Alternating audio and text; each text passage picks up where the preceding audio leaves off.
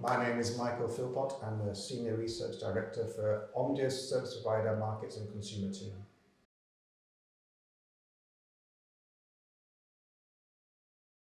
Yeah, so the demands on the home network are growing exponentially, driven by three main trends. The first one is the rapid growth in connected devices in the home, typically doubling every 5 years. And the second is the move to more high bandwidth applications, shifting from streams typically of 10 megabits per second per stream to hundreds of megabits per stream in the future. And the third, of course, is this: with the growth of AI technology, is the increase in the reliance on the cloud, meaning that applications will go from being more download in nature to more interactive, therefore putting massive amounts of demands on the home network.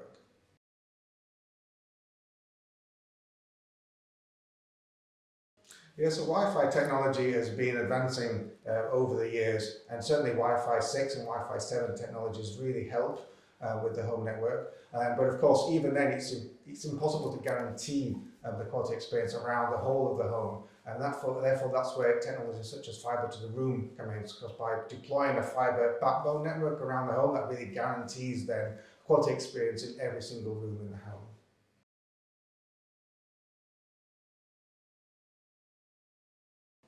Yeah, so FTTR has been growing around the world. I believe there's like 90 now deployments around the world, with about 40 million subscriptions. So we can start to learn some best of breed lessons. And what we find is that there's kind of three core areas to focus on. One is to make sure that FTTR is like a core part of the broadband strategy, so that it gets the sales and the marketing focus that it really needs to make it a success. The second then is to make sure it's positioned correctly. And it's quite understandable that when you're first launching an FTTR service, that it's positioned at the kind of high-end, the premium customers, but it's then important to make sure that then the services are developed so that over time it becomes available to all customers down the value stack.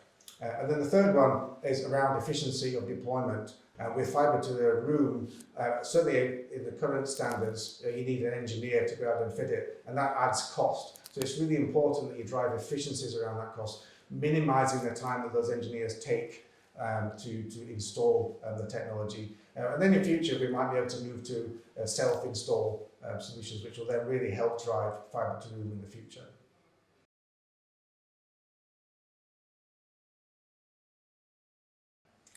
Yeah, well, service providers have a key asset in the home network. In terms of probably 80 to 85% of homes, they actively install and then manage the home network. And that's a key asset to have in terms of providing information and data to those applications.